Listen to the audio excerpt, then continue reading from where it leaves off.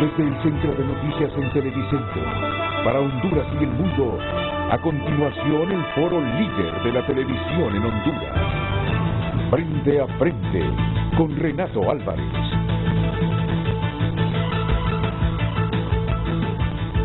Hola, muy buenos días, muy buenos días.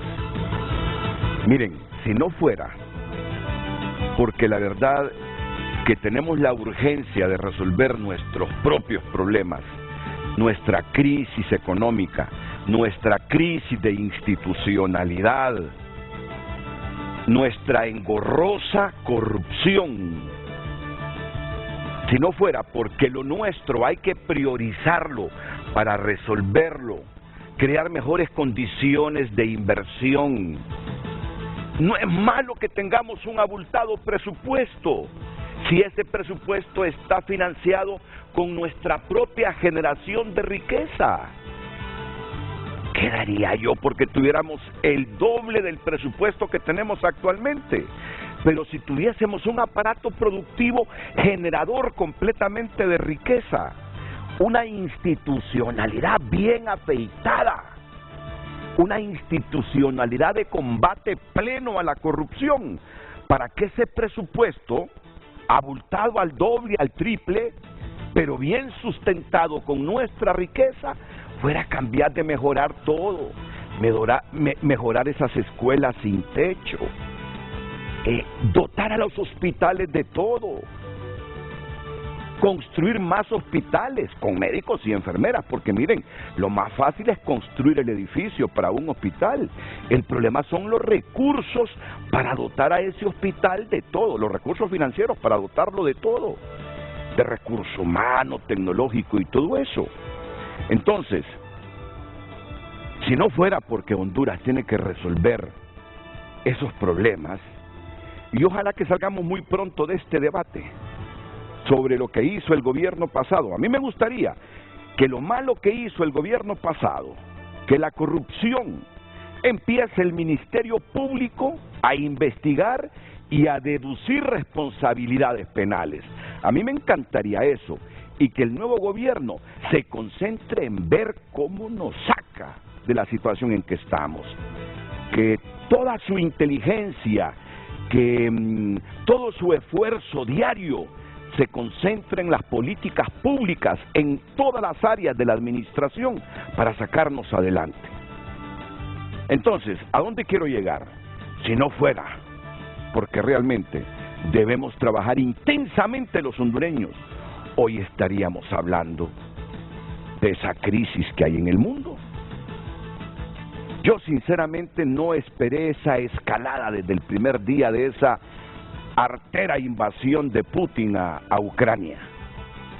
No esperé la escalada, pero cuando este fin de semana ya voceros rusos están hablando de que tienen las cabezas nucleares apuntadas para Europa y para Estados Unidos, cuando la Organización del Tratado del Atlántico Norte dice que va a gastar 500 millones de euros en comprar armamento para cedérselo a Ucrania. Vean, como nací allá en los albores de la crisis de los misiles de Cuba, cuando el mundo estuvo a punto de una tercera guerra mundial, ¿se acuerdan ustedes del entonces presidente estadounidense John Fitzgerald Kennedy y del secretario del Partido Comunista, el máximo líder en ese momento de la URSS, Nikita Khrushchev? Solo recuerdo eso por lo que he leído, pero ahora nos ha invadido ese sentimiento de que el mundo peligra, de que la seguridad del mundo peligra, para que este fin de semana el canciller alemán haya dicho que va a aumentar en más del 2% del Producto Interno Bruto su inversión anual en defensa, como 100.000 millones de euros, recursos alemanes, y todos bien sabemos la política que ha tenido Alemania después de la Segunda Guerra Mundial, de contención. Tiene su ejército, pero un ejército pequeño, nada comparable con el de Estados Unidos, con el de China, con el de Rusia, con el de Francia, con el del Reino Unido. Es que ya la situación se está descomponiendo para la humanidad. Y de remate me levanto hoy muy temprano, tomo mi carro y muy cerca de mi casa vive un pastor. Nos saludamos, buenos días mi amigo, le digo. Mire, le digo, a mí estos climas medio oscuros, nubosos, siempre me gustaron. El clima con baja temperatura siempre me gustó. Pero ya hoy que estoy viendo este clima asociado a esa invasión rusa a Ucrania, ya este clima no me gusta, le digo yo, ¿verdad? Miro muy oscuro el panorama, no solo en la temperatura, sino que en las relaciones de la comunidad internacional. Ay, Renato, me dice, los tiempos se acercan. Ahí terminó de fundirme el amigo, ¿verdad? Cuando me habla del apocalipsis y de esos tiempos finales. Ya la preocupación real existente de esa crisis y sus repercusiones en Honduras. Felicito al expresidente Flores por su editorial de hoy. Están bien todos los editoriales de hoy, los he leído, pero eso le decía a mis dos invitados hoy. Eso va a tener repercusiones en la economía mundial. Y nosotros bailamos al son de esa economía mundial y de esos conflictos que hacen que se especule mucho con un producto que es el petróleo.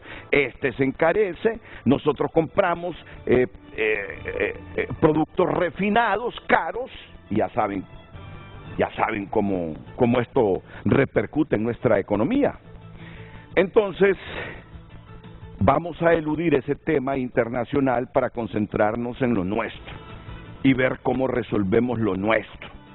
Y apuntarle a lo nuestro, pero con el rabo del ojo viendo al mundo y lo que pasa en el mundo porque repercute en nosotros. Afortunadamente, si se lanzan misiles de Rusia y Estados Unidos, no los vamos a ver por aquí porque la trayectoria será otra. Solo es una broma tonta y pesada, como dice mi hija, ¿verdad? Que no sé hacer bromas. Pero es que yo creo que todo el mundo está pensando ya desde hace algunas horas en guerra mundial, con toda la barbaridad de cosas que se están diciendo y viendo en Europa y en otras latitudes del mundo. Hoy aquí en el programa, el vicepresidente del Congreso Nacional, el doctor Hugo Noé Pino, a quien le doy la bienvenida. Buenos días, Renato. Buenos días, doctor. Y el secretario de Desarrollo Económico, Pedro Barquero. ¿Qué tal, Pedro? ¿Qué tal, bienvenido. Renato? Buenos días. Mira, lo ideal hubiese sido que estuviese aquí el expresidente del Banco Central, Wilfredo Serrato, sí, ¿verdad? Y la verdad que, miren cómo fue. Quiero ser transparente. Este fin de semana, don Will Serrato nos pidió el espacio. 1 hora él, 2 horas algunos otros ministros del gobierno anterior. Yo dije que sí, porque de todos modos nosotros hemos abordado y le hemos dado bastante espacio al informe que presentó la ministra de Finanzas. Pero luego pensé, si solo está una parte, seguro que la otra va a querer reaccionar. Y no podría negarle a la otra parte, que es el gobierno, que reaccione. Pero la parte del gobierno anterior me dice, queremos estar solos, porque ellos han tenido suficiente tiempo para exponer y en frente a frente estuvieron. No, le digo, en frente a frente estuvo la Universidad Autónoma y el Foro Social de la Deuda Externa. Son 2 entes independientes, no era el gobierno, les digo. Por lo tanto, yo sobre este tema no he tenido a nadie del gobierno, más que los resúmenes y el debate sobre el informe que dio la ministra de Finanzas, Rixi Moncada. Así que desafortunadamente, cuando les digo, tiene que estar alguien del gobierno para que haya un debate y respondan y construyamos una mejor opinión pública. Pero bueno, no me aceptaron la presencia gubernamental. Me dijeron, mira, podemos hacer el debate entre miércoles y jueves, pero danos el espacio de 2 horas el lunes. Miren, les digo, yo conozco cómo somos los hondureños. Si Will Serrato hoy lunes está diciendo algo que no convenza a Pedro Barquero, a Hugo Pino, seguro que me llaman y tendré que pasarlos al aire. Entonces permítanme, 1 hora de 7 a 8 ustedes los nacionalistas, de 8 a 9 el gobierno, pero bueno, me dijeron que no. Entonces dije yo, bueno, ni modo, que esté el doctor Pino hoy y que esté Pedro Barquero también. De hecho, hay algunas cosas de ese informe que yo no termino de comprenderlas y qué bien que estén ellos para que nos la expliquen. No quiere decir que está descartada la presencia de los representantes del Partido Nacional. De hecho, este día a las 11 tienen una comparecencia. Es posible que mañana esté Wilfredo Cerrato, expresidente del Banco Central. Pero le vamos a entrar a lo nuestro. Y la pregunta yo la he sacado del comunicado que emitió un gabinete económico del 2010 al 2022, que es el comunicado de los nacionalistas en torno a el informe que brindó la abogada Rixi Moncada. Y este es el título que he escogido para el programa. Por favor, ya lo pusieron en pantalla. Me gustaría que siempre con ese título salga justo cuando le haga el pase a Vivian Montoya. Adelante, Vivian. Muy buenos días, Renato, y también a la audiencia de Frente a Frente. Este es el tema de esta mañana. Los nacionalistas se preguntan en un comunicado de su gabinete económico entre 2010 y 2022, ¿de dónde saca Rixi Moncada esa cifra escandalosa de 168.000 millones de lempiras robados? Envíe sus opiniones a Frente HN en Facebook y Twitter para que después nosotros podamos leer sus comentarios.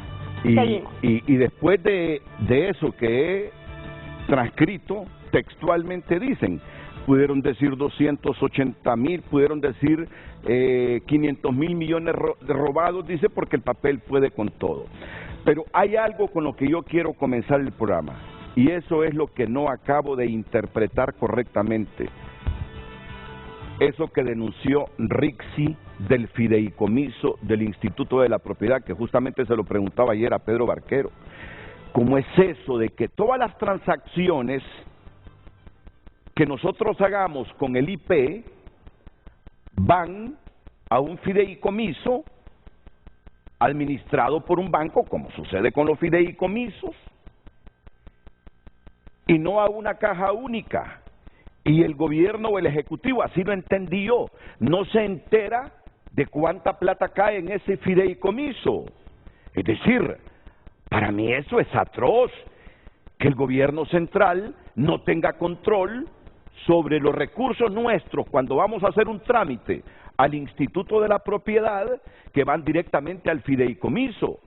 Yo entiendo que la Comisión Nacional de Banca y Seguros, por ley, está obligada a supervisar cada fideicomiso con dineros públicos. Así lo dice la ley. Está obligada a verificar y monitorear la buena administración de cada fideicomiso. Pero eso que dice Rixi es realmente para que nos escandalicemos. Pueden hacer uso discrecional de esa plata entonces que llega a los fideicomisos. Si la caja única del Estado no se entera, si nadie se entera de la administración de esos recursos. Yo quisiera comenzar por ahí porque me parece que es uno de los tantos temas abordados en ese informe que escandalizan. Pero yo sugeriría que me esperen solo unos 2 minutos. Vamos a ir a la pausa comercial y después voy con todas las respuestas de ustedes. Les prometo preguntitas cortas para que ustedes nos interpreten más allá de lo que dijo Rixi Moncada, los alcances de esa denuncia de la ministra de Finanzas. Por favor, después de la pausa.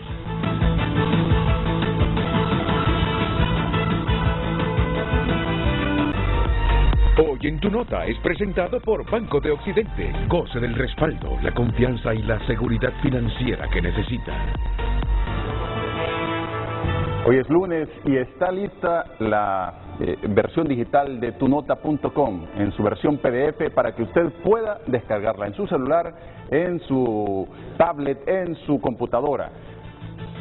Y está en tunota.com. Xiomara, un mes de gobierno entre polémicas y estrategia. Socializan iniciativas antes de que las conviertan en leyes. Esa es la portada de tunota.com. Y hay otras noticias en tu interior, justamente referentes a esto que estamos leyendo en la portada. Chimir va hoy a audiencia en busca de amnistía política. 300.000 estudiantes más seguirán del sistema si no abren las aulas. Narrala, nombramiento de Calix en aduanas viola la ley. Otras noticias, sugieren aplicar la cuarta dosis anticovid a los adultos mayores. Hoy arranca vacunación a menores de 5 a 11 años en Cortés, La Paz e Islas de la Bahía. Estas y otras noticias están disponibles en tunota.com para que usted pueda ampliarlas. Recuerde, en su versión PDF, hoy lunes, tunota.com. Y por cortesía de Banco de Occidente, tarjetas de crédito, plataformas electrónicas, préstamos, todo a su disposición en Banco de Occidente, apoyando al pequeño de hoy, hacemos el grande de la mañana. Hoy en Tu Nota fue presentado por Banco de Occidente. Goce del respaldo, la confianza y la seguridad financiera que necesita. Leemos nuevamente el tema de esta mañana. Los nacionalistas se preguntan en un comunicado de su gabinete económico entre 2010 y 2022, ¿de dónde saca Rick Moncada esa cifra escandalosa de 168.000 millones de lempiras robados? Envíe sus opiniones a Frente HN en Facebook y Twitter y después leeremos sus mensajes. Seguimos. El informe de los nacionalistas tenía varias aristas. Yo escogí una para hacer la pregunta, porque una pregunta hay que hacerla. Y busqué una pregunta que atrajera al público. Pero esa respuesta la vamos a tener tanto del doctor Pino como de Pedro Barquero en unos minutos. Pero comencemos con los fideicomisos. Es escandaloso, doctor Hugo Noé Pino, lo que dice el informe. Esa discrecionalidad con los recursos públicos manejados en fideicomisos que no van a la caja única. Y entonces ese espíritu de unidad de un gobierno pierde el control sobre esos recursos públicos por la forma como se manejan. Entonces, me gustaría conocer un poco más a fondo esta denuncia que han hecho, no solo con el fideicomiso del Instituto de la Propiedad, sino que otros fideicomisos, 70 u 80, según el informe de la Secretaria de Finanzas. En efecto, Renato, creo que habría que partir de lo que el licenciado Fernando García consideró en algunos momentos que en las administraciones del 2010 al 2022 había un gobierno paralelo. ¿Qué quiere decir? Que había una cantidad sustancial de recursos y de decisiones tomadas paralelamente al gobierno central y fuera de las leyes que rigen al gobierno central, como la ley de contratación del Estado que señaló la ministra Moncada. Y aquí quiero señalarle en primer lugar, Renato, que el fideicomiso es un contrato entre privados. Está únicamente regulado en nuestro país por el Código de Comercio. No existe una ley de fideicomisos públicos en donde regule la actividad. Entonces funciona tal y como lo señala el Código de Comercio.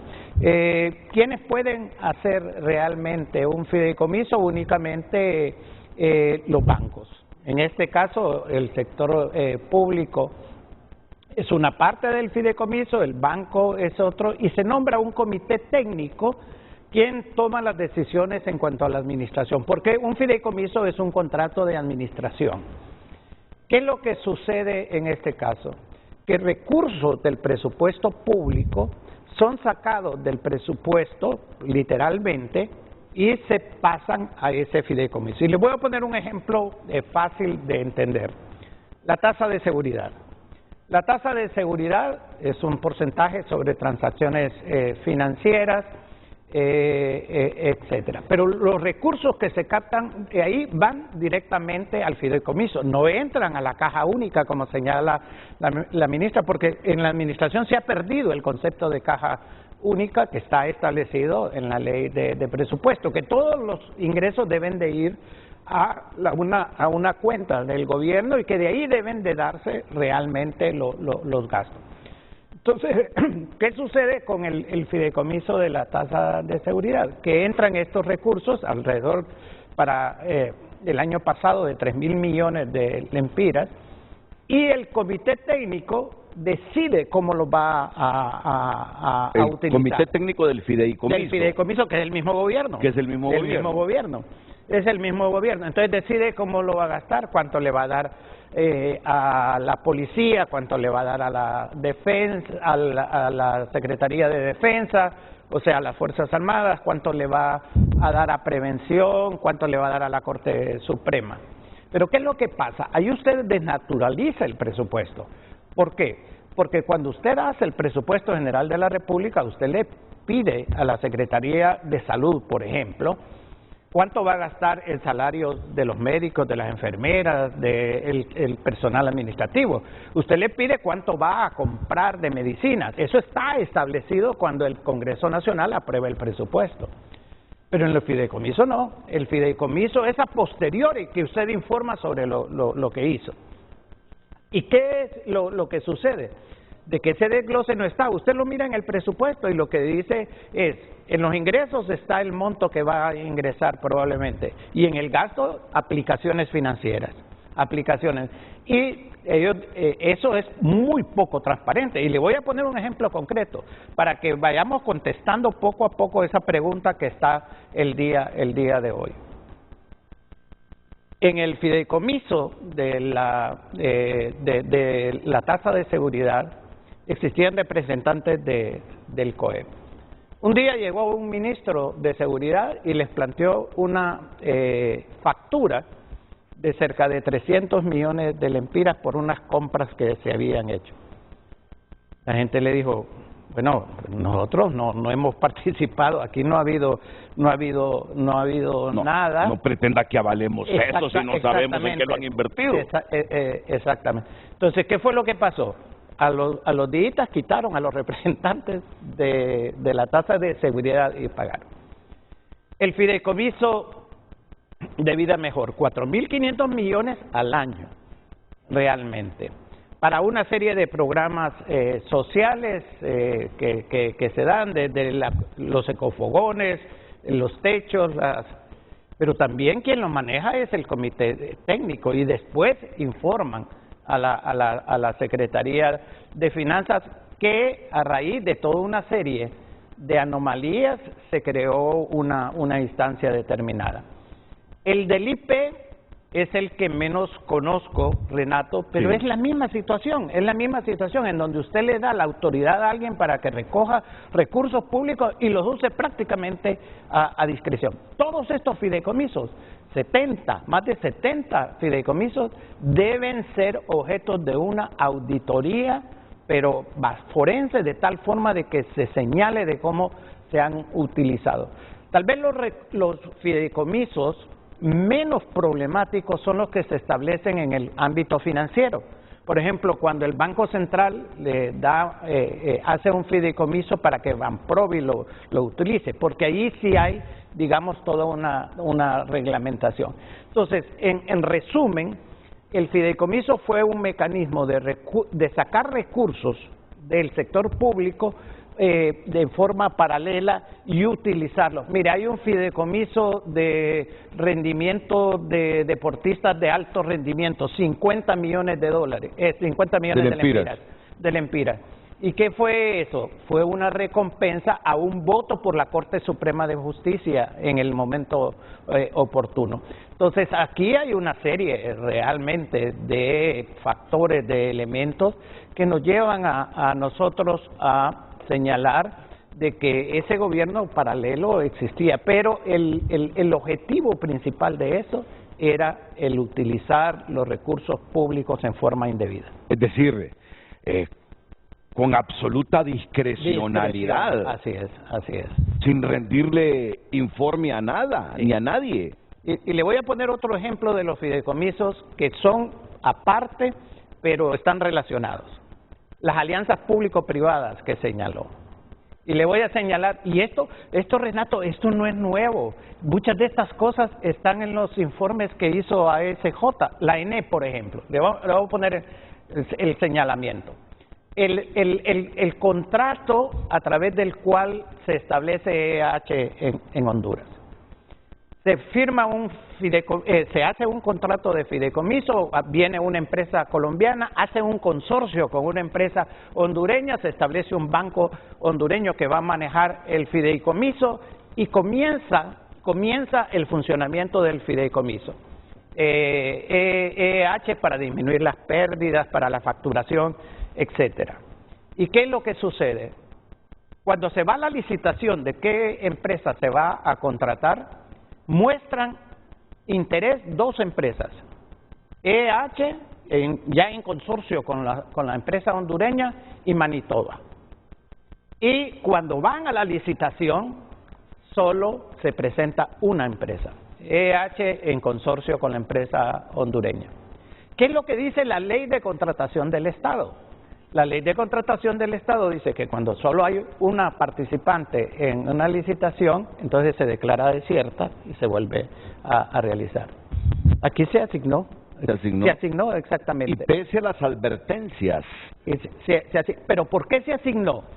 Porque la ley de asociaciones público-privadas lo permite. O sea, ya la ley de antemano ya establecía el mecanismo a través de los cuales se iba a hacer ese mecanismo. Ya como que estaba premeditado todo.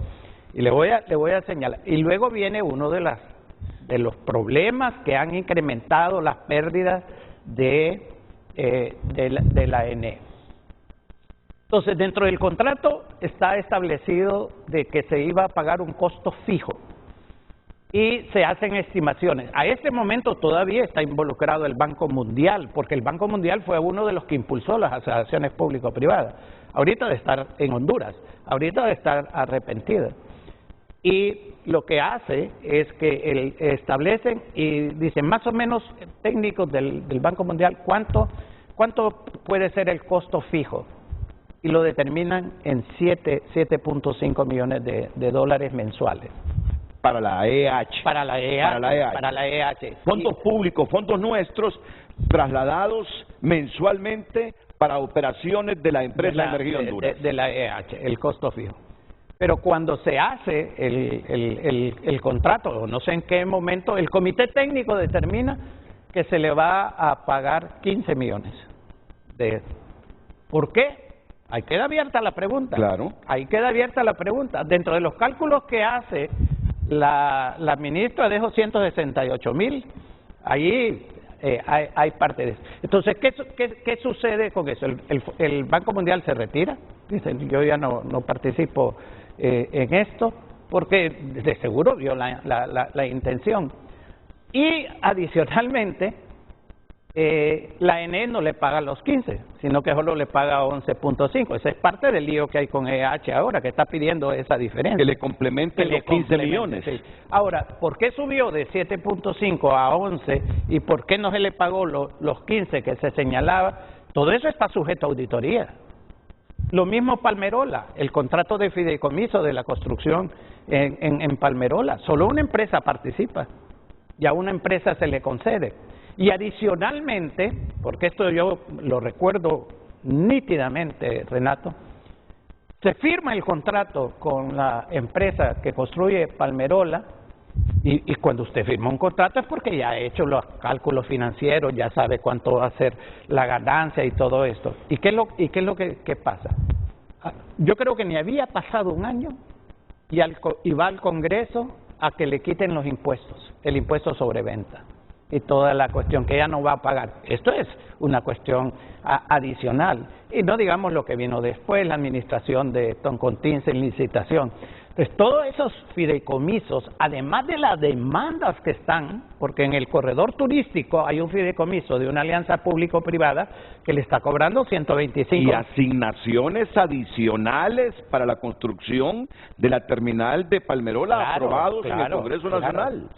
Asignaciones adicionales. Terminó invirtiendo más el gobierno que la empresa privada. Que uno que no es experto no entiende cómo en una AP, en el caso esta de Palmerola, el gobierno termina invirtiendo más y las ganancias van para el privado. Es que eso es lo que se ha dado, la socialización realmente de las pérdidas y las ganancias van hacia el sector. Entonces, en resumen, Renato, estas formas de fideicomiso fue un recurso para sustraer del presupuesto, para tener todo el criterio o de poder utilizar los recursos como quisiera. ¿Y quién era los comités técnicos? Pues básicamente el gobierno mismo, ¿verdad? Pero ahí en esos comités técnicos no hay representantes de otros sectores También, en el manejo de sus fideicomisos. También, y tienen que rendir cuentas también. En el de EH está el sindicato de la ENE con 8%,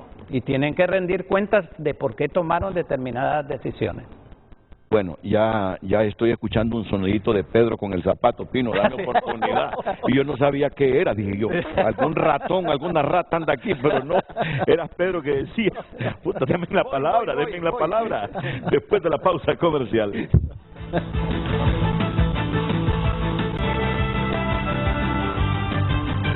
Bueno, la verdad que sí me gustaría, tal vez nos atiende más adelante en este mismo programa la Secretaría de Finanzas.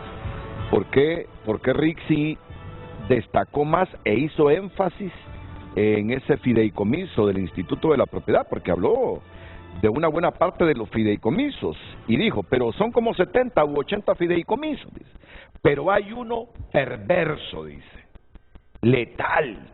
Estoy recordando las palabras, los adjetivos calificativos. Dijo anticonstitucional, que es lo mismo que decir inconstitucional. Así se refirió a ese fideicomiso del Instituto de la Propiedad. Así que la producción va a hacer el intento para que nos atienda Rixi y nos diga por qué ese fideicomiso, dice, el IP recoge directamente en su fideicomiso, en la banca, todos los pagos que hacemos los ciudadanos. Eso no entra ni a la Caja Única ni a ningún registro de la CEFIN, es decir, de la Secretaría de Finanzas. Fue una decisión que se adoptó. IP, centro y fuente de la corrupción organizada en este país, sin ningún dato, sin ningún número, sin ninguna letra, sin ninguna auditoría, sin nada que pueda hacer transparentar el uso de esos fondos. No, pero antes de eso están las palabras que yo te decía. Vamos a ver, donde dice que ese fideicomiso, sigan, vamos a ver. Hay un fideicomiso, dice, último, que se me perdió en la elaboración de la documentación. Podría ser el fideicomiso más perverso, más letal, más anticonstitucional y más ilegal. Es el fideicomiso del Instituto de la Propiedad. El Instituto de la Propiedad, que era una desconcentrada, que depende de la Presidencia de la República, no registra ninguna operación en la Secretaría de Finanzas por disposición de un PCM, es lo que le decía. O sea que toda la plata que se generaba con lo que uno hace, a ir a matricular esto, ir a matricular lo otro, traspasar un vehículo, nunca había visto la Caja Única, todo fue al fideicomiso y ahí se manejó con discrecionalidad. Así lo entiendo. Así lo debemos entender. Muy bien, entonces me gustaría que me explicara la abogada Moncada por qué le da más énfasis a ese fideicomiso sobre el resto. Bueno, Pedro, ¿qué es lo que más a ti te sorprendió, aunque tú estás metido ahí también en la elaboración de esto y descubriendo cómo se manejaron los recursos y los modelos de gobierno en los últimos 8 años? ¿Qué es lo que más te ha golpeado, te ha impresionado?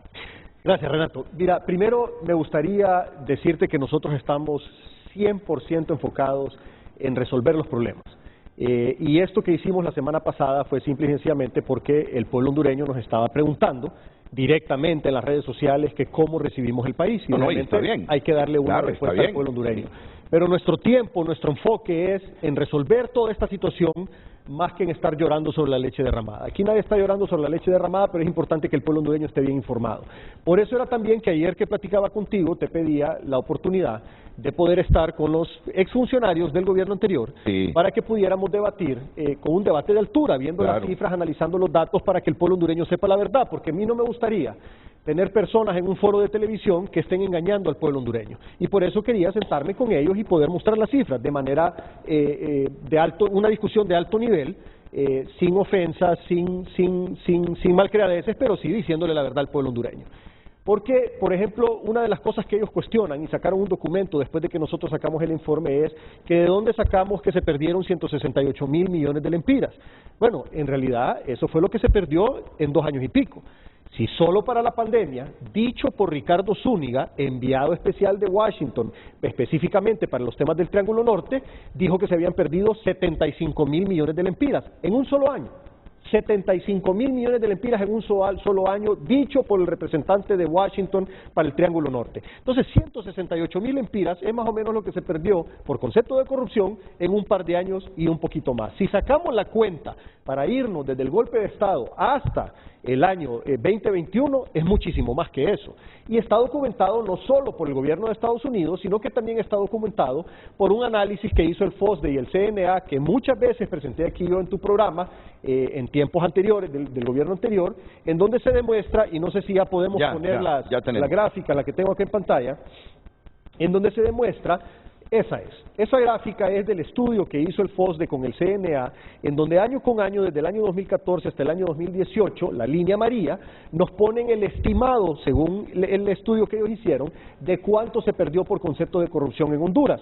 Y pasó de 37.000 millones de lempiras en el 2014 a 65.000 casi millones de lempiras en el 2018. Aquí, obviamente, solo sale hasta el 2018 porque el estudio fue hecho en el 2019, con cifras al 2018, y no ha habido una actualización.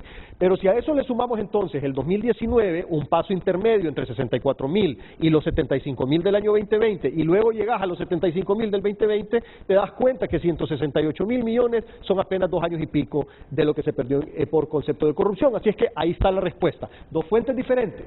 El gobierno de Estados Unidos, que de manera oficial fue dicho por Ricardo Zúñiga, y el análisis del FOSDE y el CNA, que te certifican entonces los montos perdidos en corrupción. Bueno, dicho eso, lo que más me sorprende a mí es precisamente esto, Renato, el nivel de corrupción y la responsabilidad del manejo de la cosa pública, porque este nivel de corrupción en lo que se tradujo, Renato, fue en más pobreza. En el 2009 la pobreza en Honduras era de 58%, hoy estamos recibiendo el país con más de 74% de pobreza, y eso es lo lamentable, que esta corrupción, esta enorme cantidad de recursos públicos que fueron dilapidados del presupuesto general de la República, significa mayor pobreza para el país. Son alrededor de 16, 17 puntos los que aumentó la pobreza en esta última década, a pesar de que aumentó considerablemente la recaudación tributaria y el endeudamiento del país. El país tenía una deuda de alrededor de 3.500 millones de dólares en el 2009. Hoy debemos más de 17.000 millones de dólares, sin tomar en cuenta la deuda flotante.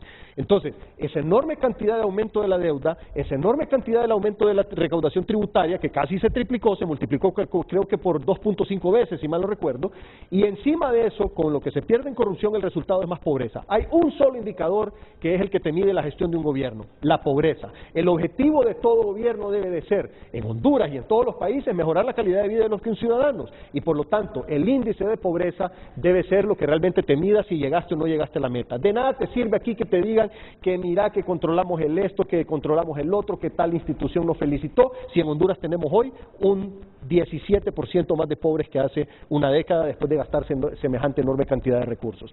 Ahora, ¿qué es lo que hay que hacer? Resolver el problema, y para eso estamos. Y para eso, precisamente, el año pasado, con este proyecto político, hicimos una campaña para poder llegar al poder y resolver esos problemas. ¿Qué se tiene que hacer? Primero, eliminar la corrupción y la impunidad. Esa es la clave, porque la corrupción y la impunidad es lo que nos llevó a la situación que tenemos actualmente. Por lo tanto, se eliminan los problemas de raíz, y la raíz es la corrupción y la impunidad. ¿Qué se está haciendo? Varias cosas. Primero, ya se nombró un representante del gobierno específicamente para temas de transparencia, que es el doctor Edmundo Orellana, que yo creo que todos los que lo conocemos sabemos la calidad de persona, la calidad de profesional y lo comprometido que está con el tema anticorrupción en el país. Segundo, ya se mandó la carta para pedir la CICI, para que Naciones Unidas nos instale una comisión anticorrupción tipo Guatemala en Honduras, en donde esta comisión tenga dientes, y lo va a tener, Renato, le vamos a dar los dientes. Yo sé que últimamente hay muchas personas que puede hacer que estén pensando si nosotros como gobierno realmente vamos en serio con el tema anticorrupción. Las señales son claras y son obvias. El hecho de estar pidiendo la CICI es la señal más clara del compromiso del gobierno de la República de combatir y eliminar la corrupción en nuestro país. Esta comisión va a ser una comisión independiente que no va a salir ni del presupuesto general de la República para que nadie lo pueda manipular, ni tampoco va a tener nada que ver el gobierno con el nombramiento de sus ejecutivos, sino que va a ser una terna que lo va a seleccionar Naciones Unidas, y esto lo venimos pidiendo desde que se ganaron las elecciones. Yo recuerdo las primeras reuniones que tuvimos con la presidenta electa en aquel momento, Xiomara Castro, y con la representante de Naciones Unidas, y otras reuniones con los representantes del gobierno de Estados Unidos, donde desde el 29 de noviembre se estaba pidiendo la instalación de la Sisi. Hoy ya nos dijeron los representantes de Naciones Unidas que ya tienen los recursos conseguidos, o sea que eso es una realidad, solo es cuestión de tiempo. Entonces esa es una cuestión que estamos haciendo. Lo segundo es, a la par del combate a la corrupción y la impunidad, es el fortalecimiento del Estado de Derecho. El fortalecimiento del Estado de Derecho implica el respeto de la ley, el imperio de la ley. La mejor definición que yo he encontrado de Estado de Derecho es que todos seamos iguales ante la ley, siendo la ley justa. Entonces son tres elementos: primero, la igualdad; segundo, el imperio de la ley; y tercero, la justicia de la ley, que la ley te sirva para hacer justicia y no para ser manipulada por ningún grupo de interés, ni por los que estuvieron antes, ni por los que estamos ahora, porque ese es otro mensaje importante. Con la captura de Juan Orlando Hernández se está mandando otro mensaje también, no solo para los que estuvieron antes, sino que para nosotros mismos. Nos tenemos que ver en ese espejo. ¿Dónde queremos estar en 4 años? ¿Queremos estar escondiéndonos de la justicia? ¿Queremos estar encarcelados, a punto de ser extraditados? Ese es un mensaje para que todos los que estamos hoy en la función pública tengamos sumo cuidado de hacer las cosas bien, porque no va a haber perdón ni por narcotráfico ni por corrupción. Van a haber consecuencias. Así es que los que hoy estamos entrando a puestos de responsabilidad en el gobierno, tenemos que tener claro cuál es el destino que queremos dentro de 4 años. Si queremos salir por la puerta ancha o si queremos salir enchachados de pies y manos. Mensaje claro para todos nosotros. Entonces, para fortalecer el Estado de Derecho se tiene que fortalecer las instituciones, se tiene que también cambiar muchas de las leyes, Renato, que ya se están haciendo. Ya en el Congreso de la República se está trabajando en la eliminación de la ley de secretos, que fue otra promesa de campaña y que es otro tema para poder combatir la corrupción y transparentar la cosa pública. No podemos tener actividades y movimientos financieros del gobierno que queden abajo de una alfombra por 30 años. Dentro de 30 años a nadie le va a importar qué fue lo que se gastó 30 años atrás y ya no va a importar si se robaron o no se robaron el dinero. La importancia es hoy, que ocupamos cada centavo para poder sacar adelante el país. Otro elemento importante, aparte del fortalecimiento del Estado de Derecho y el combate a la corrupción, es también el hecho de tener una economía fuerte, una economía dinámica, creciendo y generando empleos, porque también tenemos serios problemas económicos, no solo en el gobierno, sino que también a nivel individual los ciudadanos de este país. Y ahí estamos creando una serie de incentivos. De hecho, mañana tenemos reunión de gabinete económico y ahí se van a presentar 2 proyectos de ley, uno para poder darle mayor protección a lo que es la producción nacional y otro para incentivar a los micros y los pequeños. No te puedo dar mucho detalle, Renato, está bien. Todavía se tiene que terminar de discutir con la presidenta y una vez que ella dé el visto bueno, pues proceder a verlo en el gabinete y luego pasárselo a los compañeros del Congreso para que esto pueda ser una realidad. Pero el tema es que estamos trabajando en todos los frentes para poder sacar adelante el país de esta situación tan complicada que lo estamos heredando. Y ojo, te repito nuevamente porque he escuchado muchos comentarios. Nosotros aquí no estamos llorando, nosotros aquí no nos estamos quejando, estamos simple y sencillamente presentando la realidad de las cosas para que el pueblo hondureño sepa, pero estamos enfocados en la solución de los problemas porque para eso nos eligió el pueblo hondureño y eso es lo que vamos a hacer. No, todo gobierno al inicio, como aquí no confiamos en las estadísticas, no confiamos en la institucionalidad, seguro que ningún gobierno desde el retorno a la democracia ha salido diciendo que las cosas van mal para el país. Ninguno ha aceptado que las cosas van mal. Es decir, por lo tanto, el nuevo gobierno, ante la debilidad institucional, de la información institucional y de los números, está en la obligación de hacer lo que hicieron ustedes. Darnos esa radiografía. Es un primer informe, Renato, bueno, también, porque faltan muchas ahora, cosas. Son 12 años, o sea, es más de una década, Renato, de cosas que han estado pasando y es imposible encontrar todo en apenas un mes. Les voy a decir algo. Tú que mencionaste hace poquito a Edmundo Orellana Mercado. La imagen que todos tenemos del mundo Orellana Mercado, pero este fin de semana a mí me ha generado mucha reflexión un mensaje de Gabriela Castellanos. Gabriela Castellanos ha sido para todos los hondureños en los últimos años la heroína anticorrupción. La heroína anticorrupción.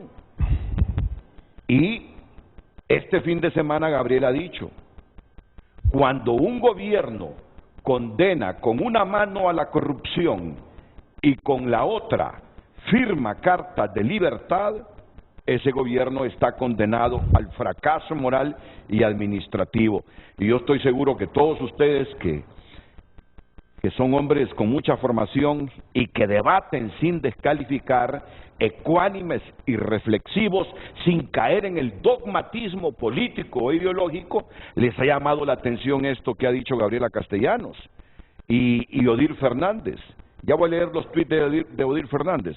Cuando un gobierno condena con una mano a la corrupción y con la otra firma cartas de libertad, ese gobierno está condenado al fracaso moral y administrativo. Creo que la respuesta, en principio, la debe dar Hugo Noé Pino, porque es diputado del Congreso Nacional y ahí se firmó el decreto de amnistía del que habla Gabriela Castellanos. Doctor. Bueno, hay varios elementos que considerar. Nosotros somos muy respetuosos de las opiniones de los diferentes sectores de la sociedad. Al Consejo Nacional Anticorrupción tenemos mucho respeto también en el transcurso del tiempo, como usted lo señalaba, Renato, pero hay que ver varios elementos.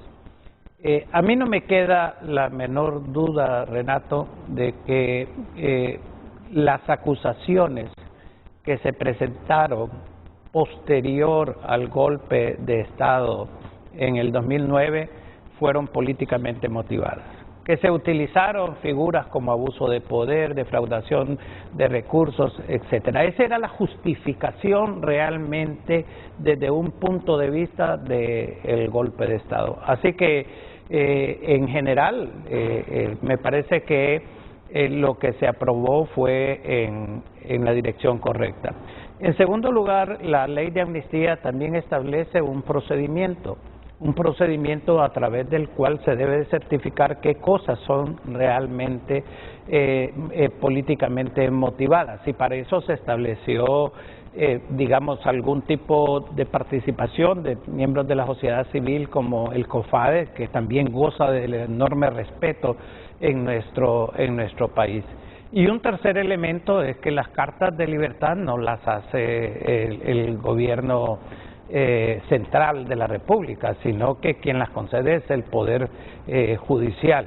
Entonces, en este caso, pese a que ha sido bastante claro que el Poder Judicial ha estado más inclinado al partido de la administración anterior, no es algo, digamos, que sea condicionado a un juez para que determine un elemento en una dirección particular.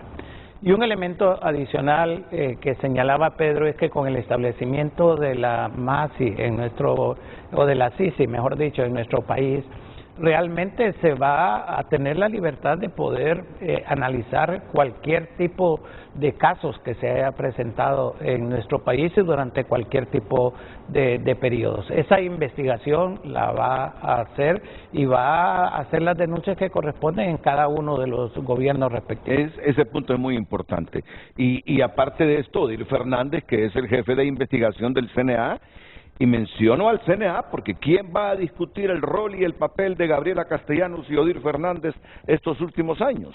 Si se han jugado la vida, se han jugado la vida, dice Odir. Con el decreto de amnistía e impunidad aprobado por el Congreso, los que menos se han beneficiado son los verdaderos presos políticos, que aún enfrentan procesos penales. Pero sí ya se declaró la extinción de responsabilidad penal para varios que sí cometieron actos de corrupción. Y luego agrega, instrumentalizaron a varios luchadores sociales para conseguir un decreto que les está allanando el camino para asumir cargos como altos funcionarios a pesar de sus actos de corrupción que ya fueron denunciados. Es la postura que tiene el Consejo Nacional Anticorrupción.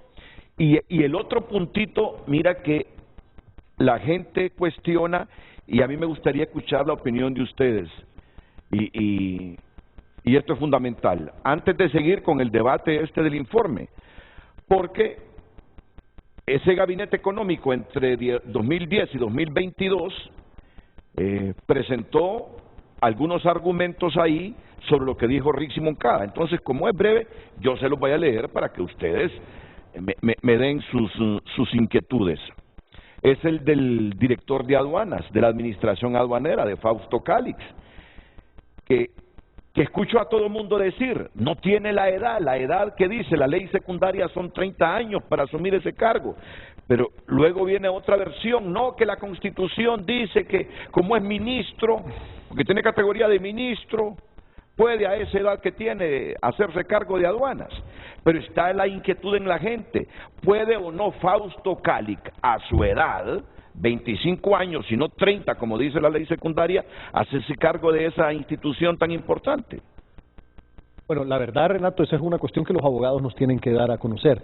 Si a un caso realmente él tiene esa restricción, pues habrá que hacer la corrección, sin lugar a duda. Nosotros lo que queremos es cumplir la ley. Yo te garantizo que cuando se pensó en el nombramiento del compañero Fausto, no se estaba pensando en incumplir la ley. O sea, definitivamente esa no era la intención.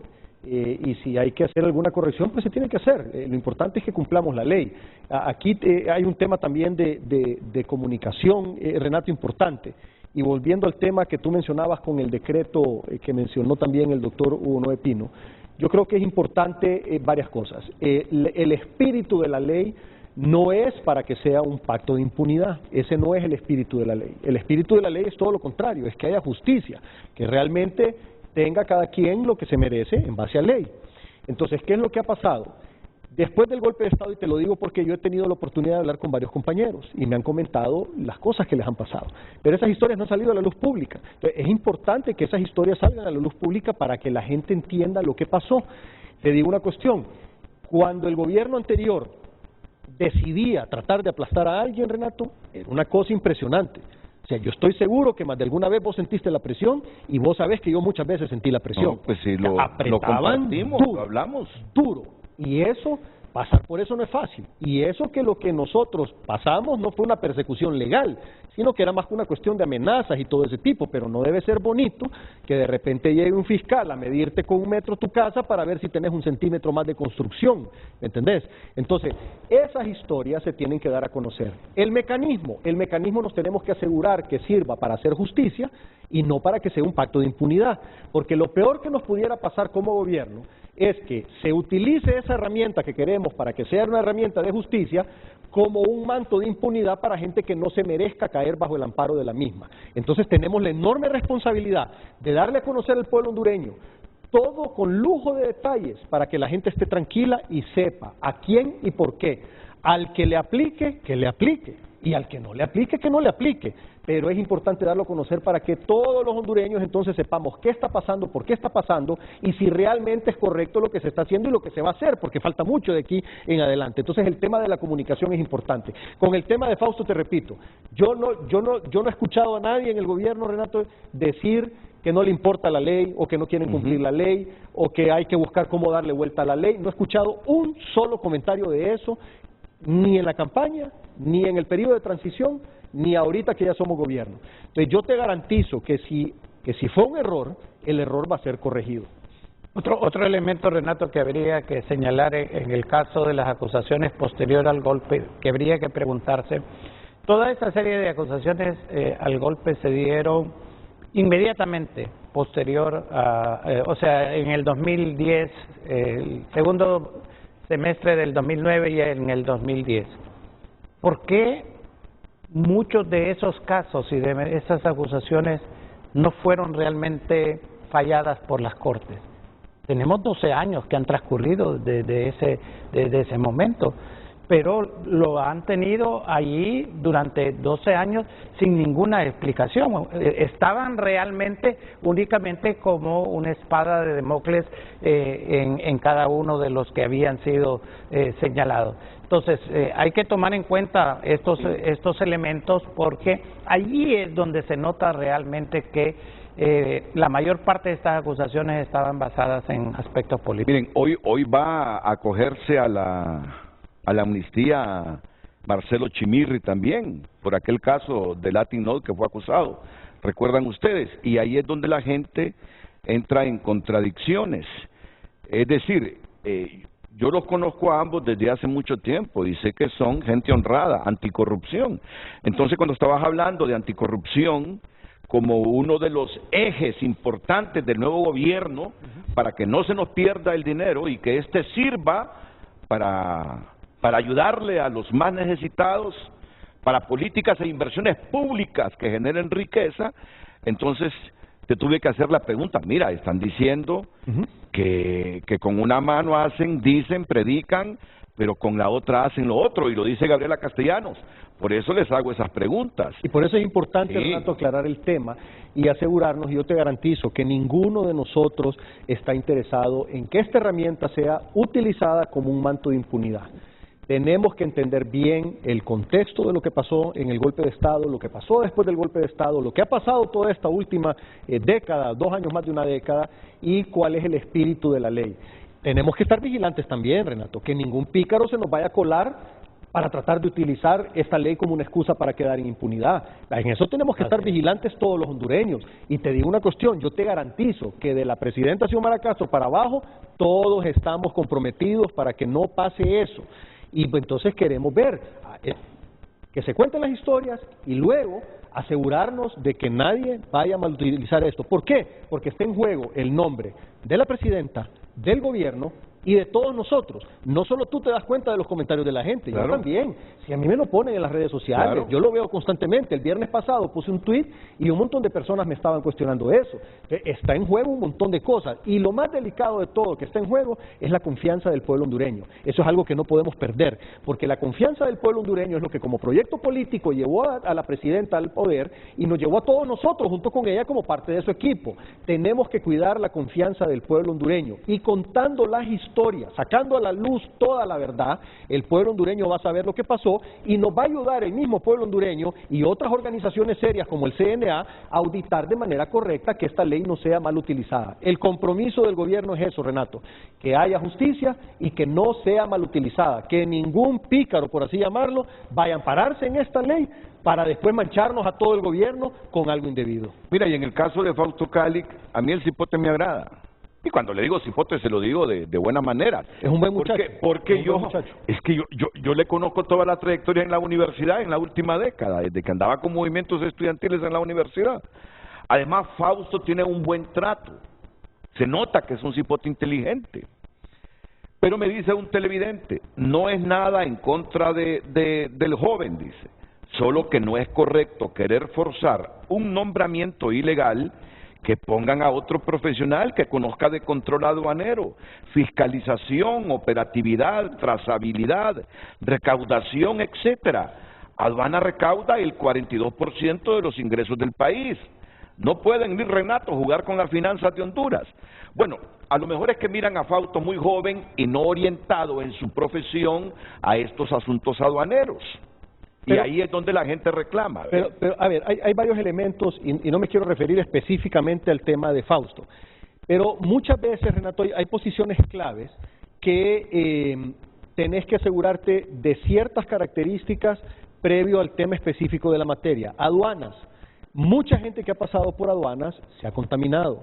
Entonces, no todo el que tiene conocimiento de aduanas es un candidato perfecto para esa posición. Buen punto. Entonces, un tema importante es primero la honradez, la ética, la capacidad de aprender también. Yo te digo una cosa, yo no tengo experiencia como ministro de Desarrollo Económico, nunca he sido ministro de Desarrollo Económico, nunca he trabajado en la cosa pública, pero considero que la parte que tengo que aprender la estoy aprendiendo muy rápido para después poder aplicar lo que sí sé en beneficio del país. Entonces, ese es el caso en muchos nombramientos. A mí no me preocupa la falta de experiencia porque todos hemos ocupado alguna posición por primera vez.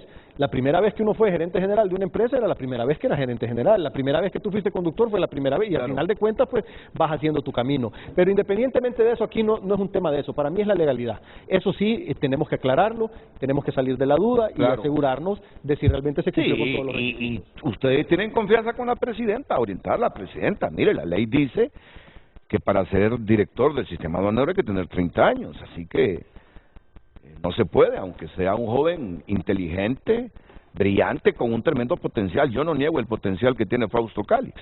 Y aduanas es parte fundamental de la estrategia financiera, Renato. Te voy a explicar por qué. Parte de lo que se prometió en campaña es que no íbamos a poner nuevos impuestos en el país. eso lo vamos a cumplir. Pero para no poner nuevos impuestos, lo que tenemos que hacer entonces es asegurarnos de tener una correcta recaudación.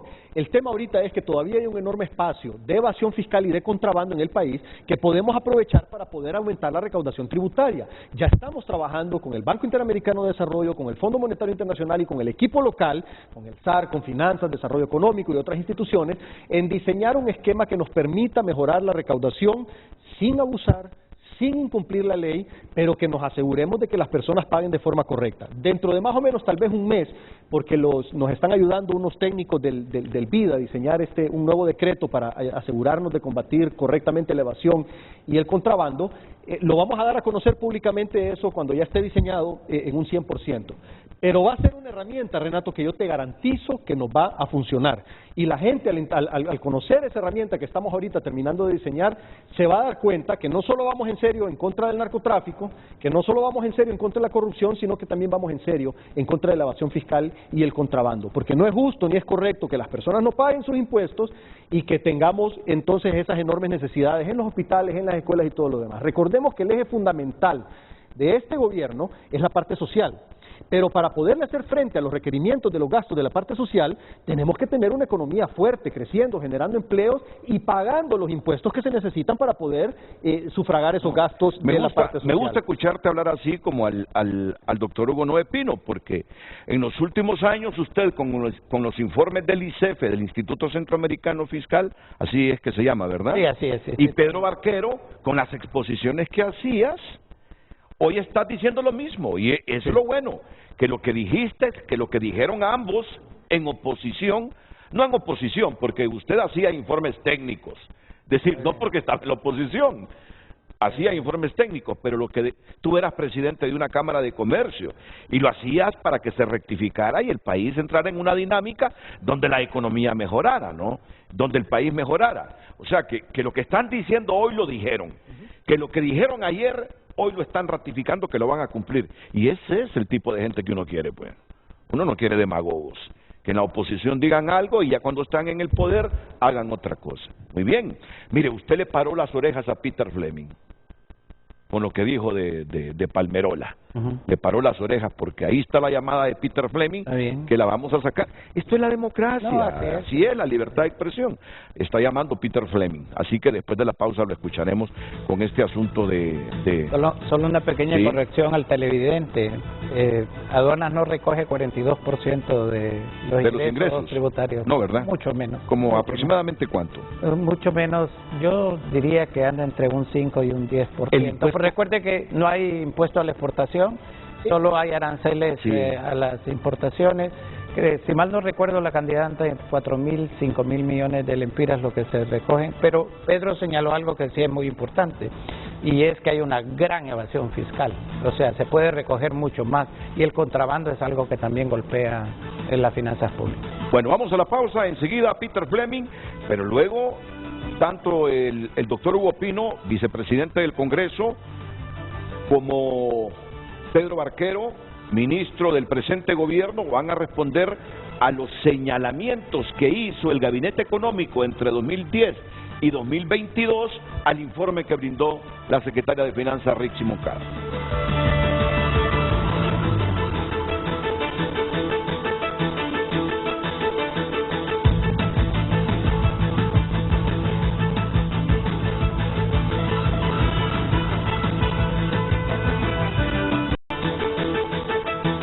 Tal como se los anunciamos hace algunos minutos antes de la pausa, está en comunicación con Frente a Frente el director general del aeropuerto de Palmerola, don Peter Fleming. Peter, buenos días, adelante. Buenos días, Renato, ¿cómo está? Un gusto saludarlo. Gracias, Peter. Bueno, principalmente mi llamada radica, Renato, en que constantemente se está haciendo un ataque al aeropuerto de Palmerola, planteándole a la opinión pública el hecho de que hubo corrupción en el mismo de que se ha manejado ciertos temas de ciertas cifras. Y nosotros desde el principio que hicimos el primer señalamiento, fuimos muy contundentes en establecer que nosotros nos poníamos a disposición de ser la primera concesión, APP que fuera revisado el contrato. No tenemos nada que esconder, el contrato es abierto, el contrato está planteado a través de también una auditoría de la Superintendencia de Instituciones Público-Privadas, así que estamos abiertos a hacerlo, lo hemos dicho desde un principio. Lo que no es, creo, pertinente, y eso quiero decirlo con todo respeto, es que se siga estableciendo que el Estado invirtió más que el concesionario, y eso no es cierto. Las cifras fueron bien claras. El Estado de Honduras invirtió 68 millones, el gobierno español invirtió 56 millones, lo cual suman 126 millones de dólares, y el concesionario hizo también una inversión de 126 millones de dólares. Y eso lo podemos revisar en los estados financieros, lo podemos revisar en las auditorías, eso lo podemos hacer público, nosotros no tenemos nada que esconder.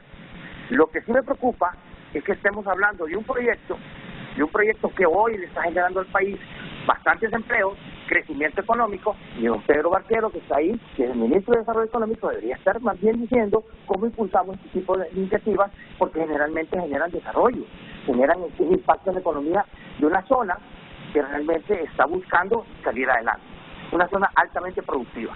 Entonces, creo que en ese sentido, Pedro, Renato, y a sus invitados, a Pedro y al doctor Hugo Noé Pino, creo que es importante que dejemos las cosas claras y digamos las cosas como son. Incluso hoy, y lo hemos visto en los resultados, que podemos mostrárselos porque son públicos, el crecimiento en el aeropuerto de Palmerola generó 40% de crecimiento más de tráfico de pasajeros de lo que manejaba Tom Contín. Y seguimos trayendo líneas aéreas, incluso la semana antepasada, yo estuve en un evento que pudimos sacar en redes sociales, donde líneas aéreas que por ningún motivo habían empezado en Honduras estén pensando en operar a Honduras. Rutas desde Lima, desde Sao Paulo, desde Colombia. Entonces creo que hay que verlo en el entorno de lo que es. Yo a veces percibo que más bien esto es algo personal de don Pedro hacia nosotros, pero porque siempre Palmerola, ¿por qué no vemos otros problemas del país? La ENE es un problema grave para la economía nacional, pero grave, o sea, para todos, porque a todos nos impacta la energía eléctrica. Y hay otros temas que también son prioridad nacional, y nosotros estamos aquí como empresarios, como sector privado, para apoyar, para generar empleo. Pero este ataque ya es constante, Renato, y creo que se habla mucho, pero también hay un tema muy importante. Palmerola lo que vino también es a minimizar totalmente lo que es el peligro operacional de un aeropuerto y poner a Honduras un aeropuerto de primera calidad al servicio de nuestros pasajeros y principalmente los habitantes de la zona central, con mejores tarifas, con más líneas aéreas, con mayor conectividad. Apenas tenemos 2 meses y medio de haber aperturado el aeropuerto y los resultados son visibles.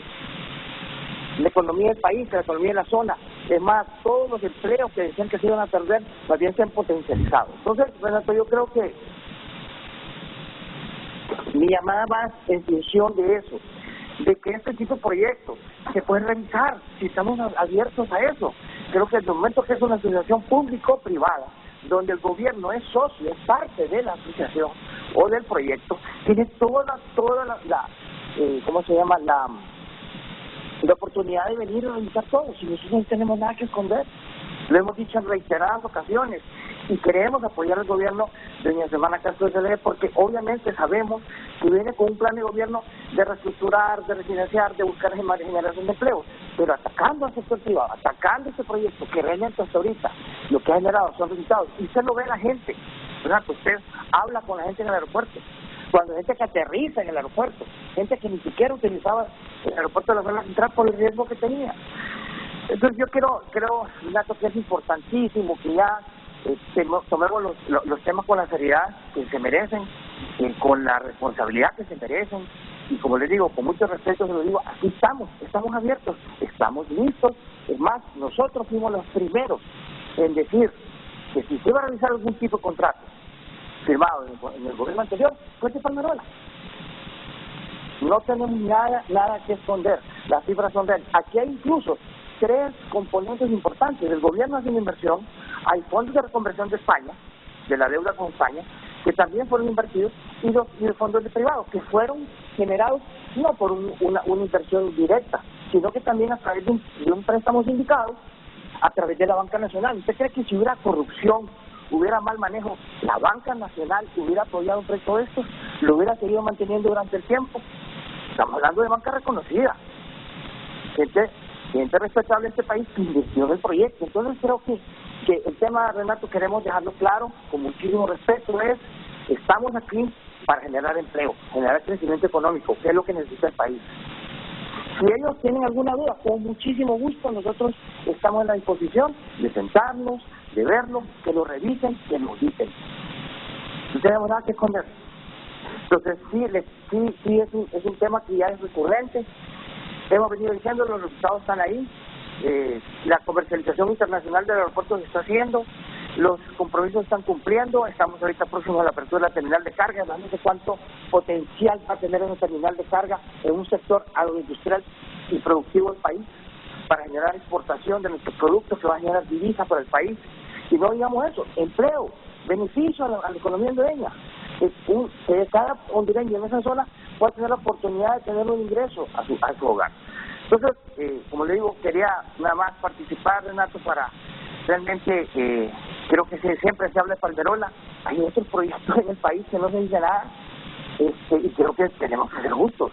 APP no solo es Palmerola, APP hay un montón, y todas, creo que ninguna de ellas ha dicho que no se le revise, que no se le audite, porque obviamente el Estado es socio. Cuando el Estado es socio, un socio puede tomar en cualquier momento la decisión de mandar un auditoría, eso sin nada de más. Ahora, cuando somos empresas responsables, nos ponemos en primera fila, porque sabemos eso. Entonces, Renato, básicamente eso, y como le digo, también se ha articulado mucho sobre el valor del proyecto. El valor del proyecto, recordar que era un brownfield, un greenfield, que es básicamente que había una pista que tenía muchos años, que era operada por la Fuerza Aérea Americana y la base de la Academia Nacional de Aviación de la Fuerza Aérea Hondureña en Palmerola, y nosotros lo que venimos a hacer fue una terminal con 7 mangas, que inicialmente el contrato eran 4, le metimos 3 mangas más, 15.000 metros cuadrados más de terminal, y adicionalmente hicimos todo lo que es la adenda para poder generar mayor beneficio, porque obviamente un aeropuerto, me hablaban de que expertos decían que costaba 50, 60 millones de dólares. Renato, un aeropuerto, solo para darle un ejemplo, ¿cuánto costaron las 4 mangas del aeropuerto de El Salvador, recientemente inaugurado? 24 millones de dólares. Entonces, estamos hablando de cosas que no son, y como le digo, y también se habla que nosotros fuimos la única empresa. No, Renato, hay que poner la memoria donde es. Usted recuerda que en el año 2009, el presidente Manuel Zelaya, en sus funciones, cuando hubo el accidente de Saca, cerró el aeropuerto y dijo que se abriría en Palmerola. En ese momento, el que estaba al frente de las concesiones, de los 4 aeropuertos, que hicieron un monopolio, pero obviamente bajo una concesión del Estado, se entendía que era Interairport, y en ese momento Interairport gestionó la apertura de Toncontín y el gobierno comenzó un proceso de licitación para hacer una terminal en el aeropuerto de Palmerola. Esa licitación, en el año, si no mal recuerdo, 2014 o 2015, se adjudicó a una empresa. Y esa empresa no lo hizo en un año y se le aplicó la garantía. Se volvió a hacer otro proceso licitatorio donde participaron varias empresas. Desafortunadamente ya no está Coalianza para que poder nombrar las empresas que habían, pero sí hubieron cerca de 25 empresas compraron bases, y obviamente en esta oportunidad ENCO, a través también de la Secretaría de Munich Airport, ganó esa licitación, pero no es que fuera de dedo, no es que solo participó una sola empresa.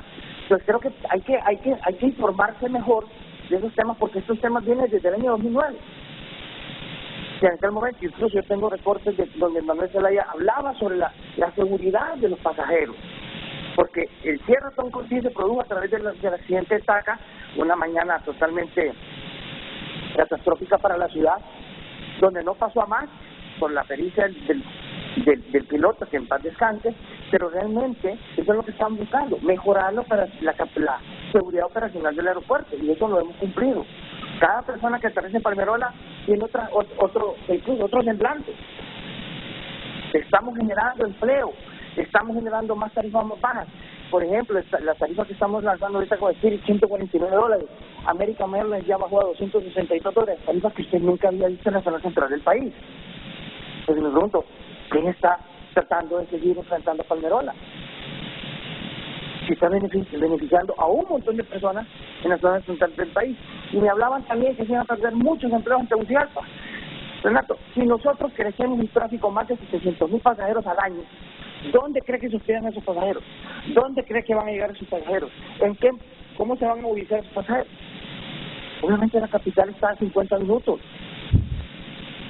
Entonces, creo que hay que tener el contexto total de lo que es un sistema aeroportuario, los beneficios y la derrama económica genera.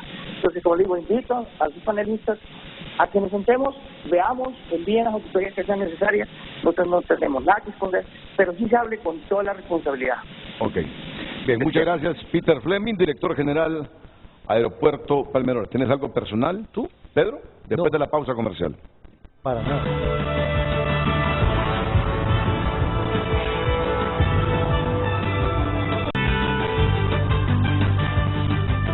De inmediato leemos los mensajes que nos han llegado a las redes sociales de Frente a Frente HN. Dicen altavoz: podría ser mucho más, cifras que seguirán creciendo cuando terminen de instalarse las nuevas autoridades y continúen investigando en cada institución a través de auditorías externas con el Consejo Nacional Anticorrupción y el Foro Social de la Deuda Externa y Desarrollo de Honduras.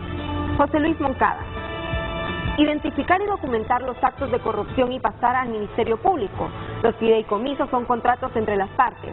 La naturaleza de que sean públicos los recursos amerita una normativa especializada para evitar mal manejo y corrupción. Ever Ariel Núñez: lo más importante de todo esto es que se diga el nombre de las instituciones bancarias privadas que han administrado los fideicomisos con nuestros impuestos y los han manejado como dinero privado. No hay que ocultar nombre. A los empresarios siempre les cuidan las espaldas. Fabricio Zavala: esta cifra solo nos da a conocer el mal manejo de nuestras finanzas públicas y nos da como respuesta la razón del aumento del índice de pobreza en Honduras, entre paréntesis 75% de la población. Se debe de castigar a los responsables no solo penalmente, sino que también devuelvan lo robado.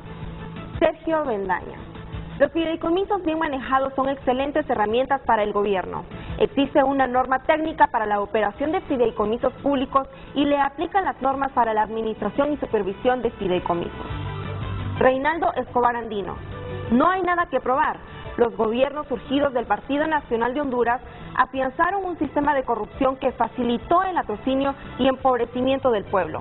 Lo que se debería hacer es denunciar ante el Ministerio Público y que sea ahí que se sustente en su defensa. Xiomara Castro de Zelaya debe avanzar. Continuamos.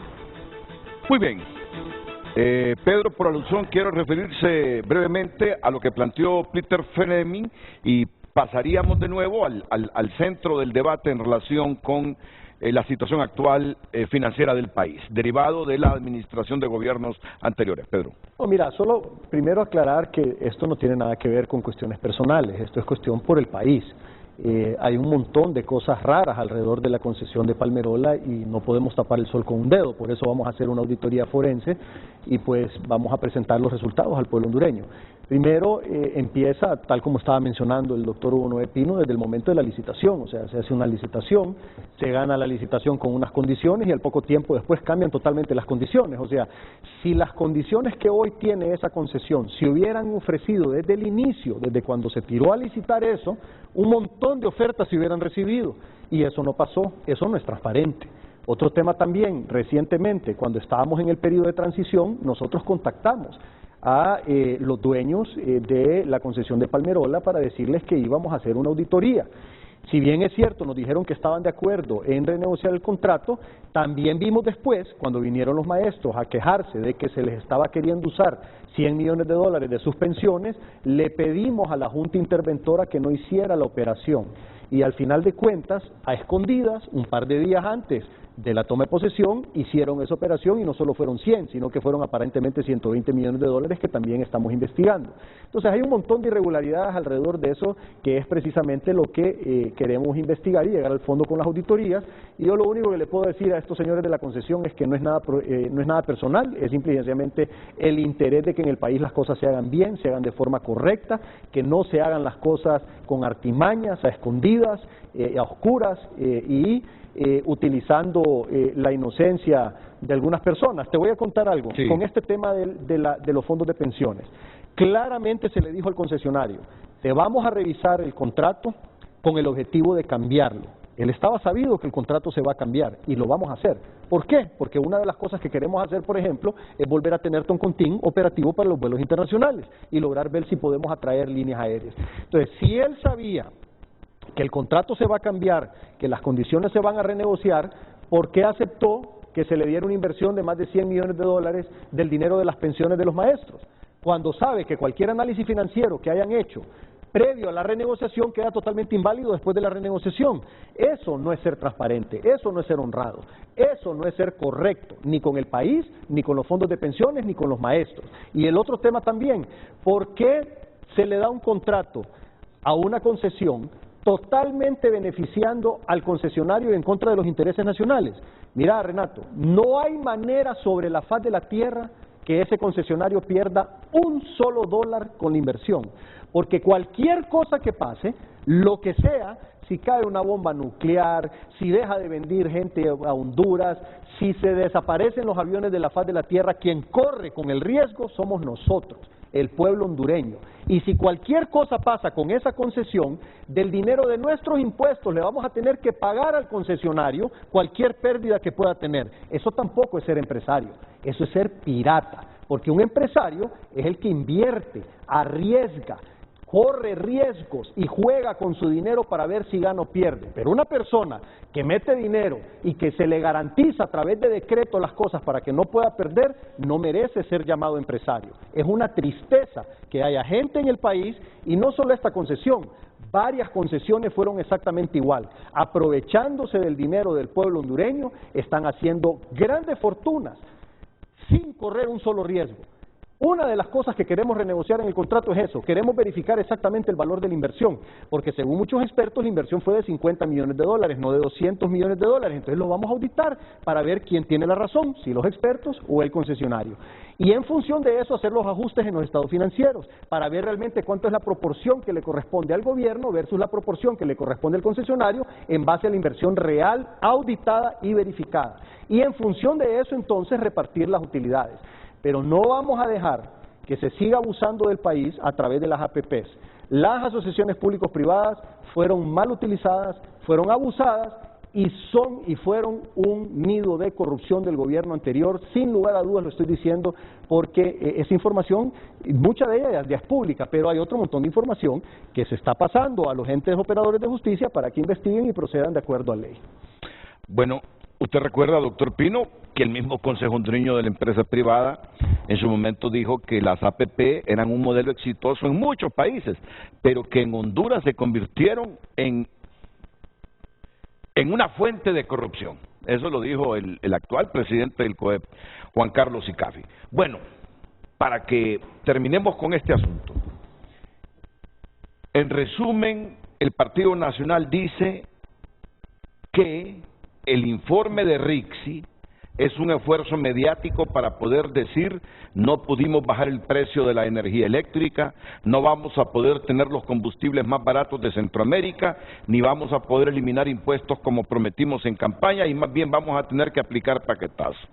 En resumen, le mintieron al pueblo, generaron expectativas irrealizables y ahora buscan un culpable para justificar el engaño a todos los hondureños. Hablan del presupuesto 2022, lo están viendo ustedes en pantalla, de la transparencia, del clima de inversión. Hablan de que los mejores avales que tienen ellos son las calificadoras de riesgo, lo que dijo el Banco Interamericano de Desarrollo o el representante del Fondo Monetario Internacional. No va a dar tiempo para que específicamente se refieran ustedes a estos argumentos del Gabinete Económico del 2010-2022, que el país se deja con una proyección positiva de ingresos para el 2022 para que el presupuesto aprobado se pueda ejecutar. La recaudación de ingresos es progresiva y a diario la Tesorería General de la República recibe recursos, los cuales están determinados por el comportamiento de la economía, misma que es favorable, de acuerdo a la información publicada por la CEFIN en su página web durante el año 2022. Ingresos ascienden a 15.877 millones, gastos a un poco más de 10.000 millones.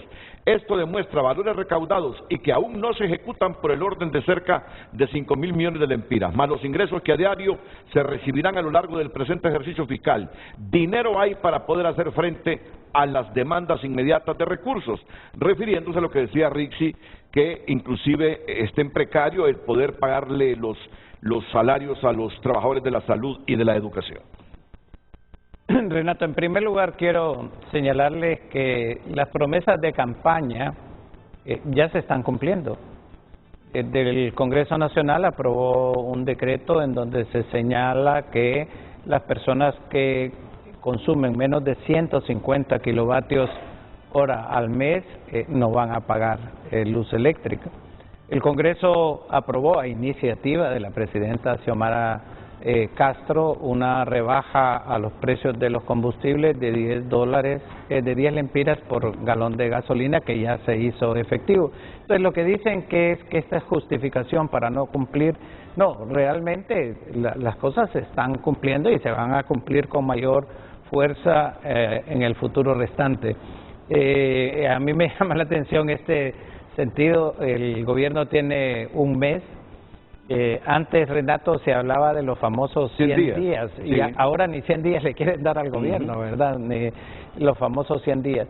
Pero en realidad lo que está señalando ese comunicado del Gabinete Económico me llama la atención por varias razones. Una, porque no hay ninguna firma, es decir, es un gabinete anónimo. Yo creo que deberían, en forma responsable, poner quiénes son los que están firmando eso para saber, digamos, con quién estamos debatiendo. En segundo lugar, tiene una serie de imprecisiones con relación, hablan de que hay un ingreso de 480 millones de lempiras diarios y lo calculan en base a 39 días que tiene el gobierno, cuando ellos mismos saben que los sábados y domingos no son días hábiles para pagar impuestos, y adicionalmente cuando usted deduce sábados y domingos son 21 días, Renato, y 21 días por 480 que pone son los 8.000 millones que la ministra presentó en la gráfica. Y lo que señala realmente la ministra es bastante correcto. En esta, y lo voy a leer, la diferencia entre ingresos y gastos para enero, la diferencia era 7.669 millones positivos. Luego en febrero hay un saldo negativo de 7.285, obviamente que hay que financiar. Pero en marzo está hablando de, se da el salto más alto debido a la cancelación que tiene que darse de deuda interna y externa de 31.319, o sea, más de 4 veces el déficit de febrero. Entonces, lo que se refirió la ministra realmente es que se tenían que hacer esfuerzos para financiar estos 31.000 millones que están de déficit. ¿Y cómo se va a hacer? Bueno, el jueves pasado, dado que el Congreso había aprobado la ley de emergencia, el Banco Central aprobó el uso de los derechos especiales de giro de 355 millones de dólares y además un préstamo temporal del Banco Central de 10.000 millones de lempiras que va a ser pagado durante el transcurso de este año. En pocas palabras, que la ministra está realmente señalando perdón, algo correcto al mencionar de que digamos, en estos momentos hay un problema de flujo. Vamos a ver si le entiendo. Es que yo así soy en mi mecánica, digo yo. Si yo le entiendo, va a comprender todo el público. Es decir, los compromisos que tenemos para marzo, de pago de servicio, de deuda pública, interna y externa, creo que hasta nos toca pagar un bono soberano. Así es. Compromete los recursos para los pagos internos que el gobierno tiene que hacer. Por eso decía la ministra, No sé cómo vamos a pagarle a trabajadores de la salud y a los maestros. Así lo debemos entender. Sí, pero obviamente ya se encontraron los mecanismos a través de financiamiento. Con los derechos especiales de giro, el préstamo del Banco y Central. El préstamo del Banco Central de Honduras. Y otro préstamo que va a entrar de Japón también, de 100 millones de dólares. O sea que pueden tener tranquilidad los trabajadores de los dos ministerios. No, así es, por los esfuerzos que está haciendo la Secretaría, pero lo que señaló la ministra es totalmente correcto. Correcto. Y además que es una situación fiscal realmente precaria. ¿Sabe qué es lo que pasa, Renato, en el fondo? Es que los parámetros que utilizan los señores del Gabinete Económico 2010-2022 no son los mismos que nosotros utilizábamos. Pedro lo señalaba. Ellos se van a referir y se van a seguir refiriendo a que bajaron el déficit fiscal.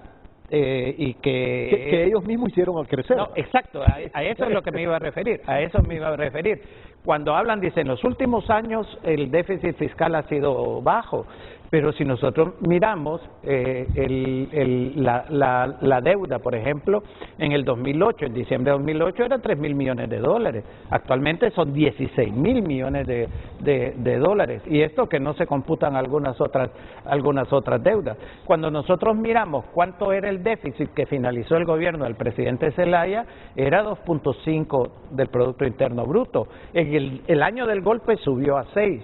El primer año del gobierno nacionalista 4.7, el segundo año 4.6, el tercer año subió a 6% y el cuarto año, el 2013, fue de 7.9%, el más alto desde los años 90. Solo el 2013, para ganar las elecciones, utilizaron de endeudamiento 30.000 millones de lempiras. Entonces ellos se refieren a los últimos, a lo que ha pasado después del 2016, 2014, 15, 16, pero se les olvida que ese déficit, el costo fue absorbido por la mayor parte de la población, porque le aumentaron al impuesto sobre ventas, le aumentaron al impuesto a la gasolina, le aumentaron a las tarifas públicas, redujeron los bienes en salud y en educación. Esa reducción del déficit fiscal, que ahora se sienten muy, muy orgullosos, lo hicieron sobre las espaldas de la mayor parte de la población, y al mismo tiempo aumentaron exoneraciones, hicieron contratos APPs como los que acabamos de mencionar, sumamente irregulares. Y todos estos elementos. Y una cuestión adicional, Renato, a raíz de esos paquetazos, el promedio de aumento de ingresos que tuvo el gobierno de Porfirio Lobo 2010, 2014 hasta enero fue de alrededor de 4.500 millones. El aumento de los ingresos que tuvo el primera fase del gobierno de Juan Orlando de 2014 a 2017, comienzos del 2018, fue el doble de los ingresos. Entonces, no solamente aumentó la recaudación tributaria muy fuerte debido a los paquetazos, sino que también aumentó la deuda del país. Entonces, por eso es que esa cifra de 168.000 se queda realmente corta, porque la pregunta que se hace el público en general es ¿dónde está el dinero? ¿Dónde está ese aumento de los ingresos? ¿Dónde está ese aumento del endeudamiento? Y ahora nosotros tenemos unas finanzas que uno no puede dejar de desconocer que son precarias, cuando usted tiene que utilizar alrededor del 30% de sus ingresos del gobierno, o mejor dicho, del presupuesto del gobierno central para pagar deuda. Usted está sumamente limitado para los programas sociales. Entonces, que vengan a decir estos señores de que dejaron esto en condiciones de crecimiento, mire, todo el tiempo lo que sacan es estándar, las calificadoras de riesgo. Y las calificadoras de riesgo, ¿qué es lo que hacen? A usted le miden su capacidad de endeudamiento. Es decir, si usted es puntual en sus pagos y ustedes y miran en general, entonces, sí, ustedes se pueden sentir endeudando. Pero y mire lo que dice el mismo comunicado, es que eso implica tasas de interés bajas, implica mayor inversión. Y esas calificaciones se las vienen dando desde hace 4 años. Y la inversión extranjera se ha desplomado en el país. Entonces, ¿dónde está la correlación? ¿Dónde está la correspondencia? No la hay, Renato. ¿Por qué? Porque ellos nunca le hablan de temas como, por ejemplo, el empleo. Nunca le dicen, hemos mejorado el empleo. Al contrario, el nivel de desempleo en el país ha aumentado. Como dijo Pedro, el nivel de pobreza ha aumentado en el país. Ellos no miden las características. Mire, nosotros hemos retrocedido en el índice de desarrollo humano, en el índice de la percepción de corrupción. Hemos retrocedido en toda una serie de indicadores internacionales. El Standard & Poor's no le mide a usted cuánta corrupción hay en Honduras. El Standard & Poor's no le mide a usted cuál es su vinculación con el narcotráfico. Así que es muy pobre el argumento que las calificadoras de riesgo realmente nos califican de determinada forma y una calificación que se ha mantenido en el tiempo.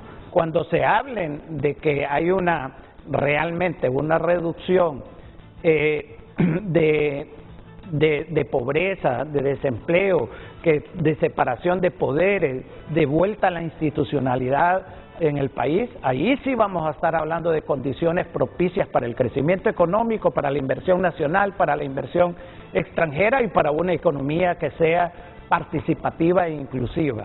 Si no, estamos hablando únicamente de parámetros parciales del funcionamiento de la economía. Bueno, muchas gracias, doctor.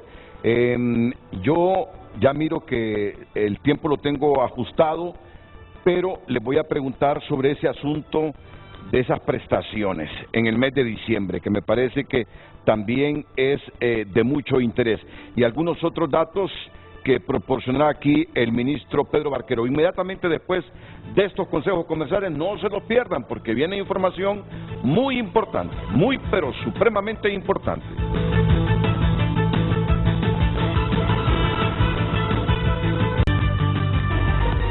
Hoy en Tu Nota es presentado por Banco de Occidente. Goce del respaldo, la confianza y la seguridad financiera que necesita. Seguimos informando en tunota.com. Hoy lunes disponible en versión PDF para que la descarguen en su celular, que la descarguen en su tablet, en su computadora y la pueda manejar así como si la tuviese en físico. Presupuesto raquítico impide debida aplicación de pruebas en la policía. Transportistas se quejan por no poder hacer trámites en el Instituto Hondureño del Transporte Terrestre. Y AIP capacitará a todos los funcionarios públicos sobre la rendición de cuentas. Sierra Hoffman, vi morir hasta 5 en un día. No es fácil dar la cara a las familias. Es una exclusiva de tunota.com. Uno de los médicos que participó en la cura del COVID con un tratamiento catracho. Proponen fortalecer la educación alternativa no formal para rezagados. Solo el 1.75% del presupuesto es destinado para la salud mental. Eliminar la PA no es salida. Nivelaciones son oportunas. Estas y otras noticias disponibles en tunota.com y hoy lunes en su versión PDF y por cortesía de Banco de Occidente, tarjetas de crédito, débito recargable, préstamos, plataformas electrónicas, todo a su alcance en Banco de Occidente. Apoyando al pequeño de hoy, hacemos el grande del mañana. Hoy en Tu Nota fue presentado por Banco de Occidente. Goce del respaldo, la confianza y la seguridad financiera que necesita. Me dice el economista y rector de la Universidad José Cecilio del Valle, Julio Raudales, un ejemplo claro de la falta de transparencia fue la compra del avión presidencial, que fue hecha con recursos del fideicomiso de la tasa de seguridad y se vendió como si hubiese sido una donación.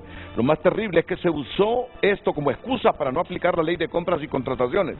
¿Ese avión presidencial lo compró el Estado de Honduras o fue una donación, doctor?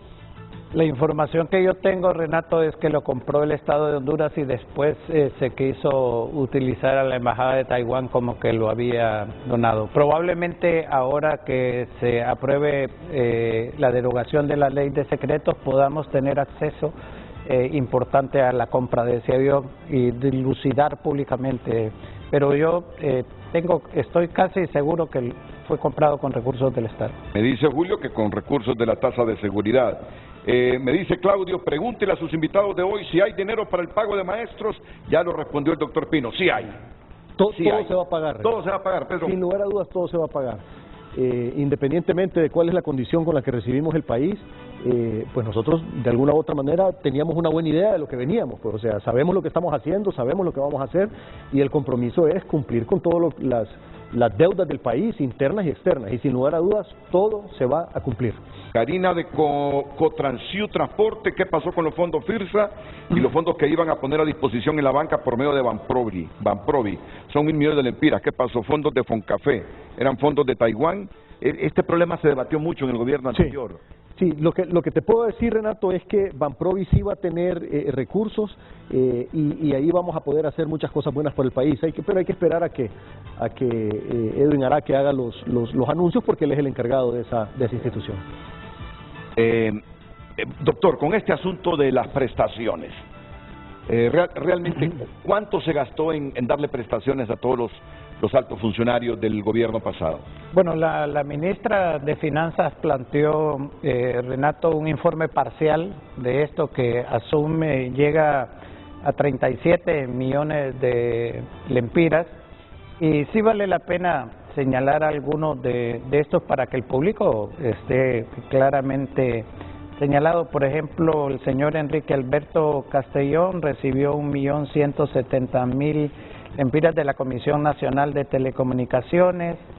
Nelly Patricia Gekel Díaz, 1.143.000 millones.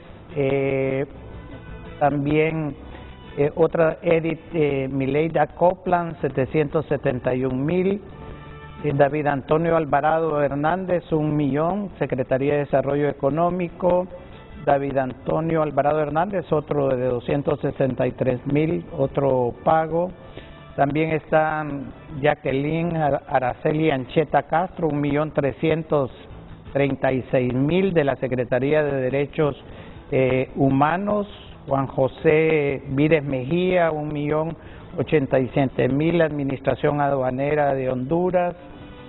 Luego tenemos Mauricio Guevara Pinto, Secretaría de Agricultura, 1.166.000, Carlos Alberto Pineda Fasquel, 1.120.000, el caso de Rosana Melani Rodríguez Alvarado, 1.618.000 en la Secretaría de Finanzas, Lilian Odalis Rivera Ochoa, 2.106.000 en la Secretaría de Finanzas. Estos son algunas de las formas como el gobierno finaliza. Es importante mencionar, Renato, algo que la ministra hizo en su exposición final, que va a haber que revisar detalle por detalle de lo que el gobierno hizo posterior a las elecciones, o sea, a partir del 28 de noviembre pasado, porque es una gran cantidad de irregularidades en cuenta ese decreto que autorizó a personal de confianza del gobierno recibir prestaciones.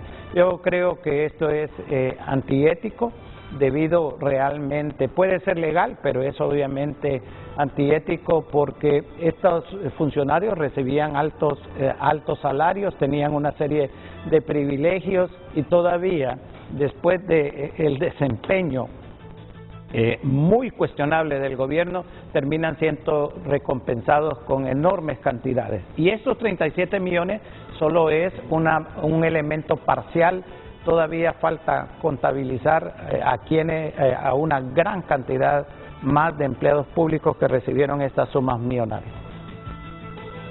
Puede ser legal, pero no es ético. Así es. Puede ser legal, pero no ético. Entonces, para que no vuelva a suceder, hagan la reforma para que no sea legal eso. Se va a hacer la reforma. Correcto. Realmente. Pedro. Sí, mira, hay una cuestión importante, Renato, y lo que te quiero es mostrar esta gráfica que tal vez me pueden ayudar a poner en pantalla, que es la tarjeta de presentación del gobierno anterior, y es la que quiero que sea, Renato, la tarjeta de presentación nuestra cuando terminemos el gobierno, solo que con cifras diferentes. Sí. El gobierno anterior está devolviendo al país con un retroceso de 26 posiciones en el Estado de Derecho, un retroceso de 46 posiciones en el índice de corrupción, aplazado por la última década en la cuenta de Milenio con 18% en corrupción, El índice de desarrollo humano lo devuelven como el último en Centroamérica, cuando hace una década éramos el tercero, y estamos en la posición 132 del mundo. Duplicaron los hogares que viven con menos de $1 diario, pasando de 20 a 38% entre el 2018 y el 2019. El 96% de la población económicamente activa gana menos de 2 salarios mínimos. El PIB creció cada vez menos, a excepción de este año anterior, que fue un efecto rebote de la pandemia, que eso lo podemos discutir más adelante. El Doing Business retrocedió 29% y la inversión extranjera directa se perdió en un 66% entre el 2014 y el 2019. Digan lo que digan, Renato, esta es la tarjeta de presentación del gobierno anterior. Y estos indicadores son los que, si Dios nos da la oportunidad, vamos a estar revisando en 4 años y vamos a entregar el país mucho mejor que como lo estamos recibiendo nosotros, porque ese es el compromiso con el pueblo hondureño. Carlos, poneme esa gráfica de nuevo. Pedro, ¿a qué aspiras en el Estado de Derecho? A mejorar. ¿Te has puesto una meta? Sí. Yo sé que cuantificarla es bastante subjetivo, ¿no? Porque muchas cosas pueden suceder en el camino, pero bueno, en el Estado de Derecho no debería suceder nada en el camino. En el Estado de Derecho deberíamos decir, el objetivo es volverlo el más eficiente. Exactamente. Exactamente, lo mismo con el índice de corrupción. Tenemos que tener un índice de corrupción de acuerdo a los estándares mundiales mejor que lo de la región latinoamericana. No podemos estar de mediocres siempre pensando que las últimas posiciones en el mundo son las que nos merecemos. Los hondureños nos merecemos mucho más que eso, mucho mejor que eso, y para eso estamos trabajando y para eso vamos a trabajar estos 4 años, Renato, para que dentro de 4 años, cuando vengamos a presentar estos indicadores, estemos dejando una mejor Honduras para todos los hondureños. Muy bien, vamos a la última pausa comercial, ya venimos solo a despedirnos, doctor, y miren, todos sabemos qué pasó desde la elección de la Junta Directiva Provisional del Congreso Nacional. ¿Para usted se requiere algún proceso adicional en el Congreso para legalizar plenamente a Redondo y la Junta Directiva? ¿O cree usted que ya el hecho está consumado, legal o con algunas pizcas de ilegalidad? No, Renato, para mí realmente es un hecho consumado y basado en la legalidad del proceso que se dio. Puede haber mucha controversia o polémica de cómo se dio, pero sí es realmente legal lo que sucedió en el Congreso Nacional. Y ahora tiene usted, digamos, el reconocimiento al Congreso, no solamente del Ejecutivo, sino del Poder Judicial. Una vez que se aplican las leyes, el Poder Judicial las está aplicando esas leyes. Así que es una situación que ya está determinada, es un Congreso, una Junta Directiva legal, están participando todas las bancadas y vamos a seguir en la ruta de aplicación de leyes que beneficien al pueblo hondureño. Bueno, llegamos al final. Pedro, mensaje final. Solo agradecerte el espacio, fue un gusto haber compartido con el doctor Hugo Noé Pino y reiterarle al pueblo hondureño, los compromisos se van a cumplir, las promesas de campaña se van a cumplir, estamos preparados, ya estamos sembrando todo lo necesario para que en 4 años entreguemos un mucho mejor país que el que estamos recibiendo. La idea es poder sacar adelante Honduras, fortalecer el Estado de Derecho y eliminar la corrupción, mejorar la competitividad, atraer inversiones y generar empleo. En 4 años nos vemos con los resultados. Un fuerte abrazo y bendiciones. Gracias, Pedro. Doctor Pino. No, Renato, solo aprovechar la oportunidad para señalarles que desde el Congreso presidido por el ingeniero Luis Redondo estaremos apoyando las iniciativas del Poder Ejecutivo que beneficien al pueblo hondureño y también generando iniciativas de que la población se sienta orgullosa del Congreso Nacional. Muchas gracias, doctor. Muchas gracias, Pedro. Gracias a ustedes. La mañana del 5 a continuación aquí en la pantalla libre.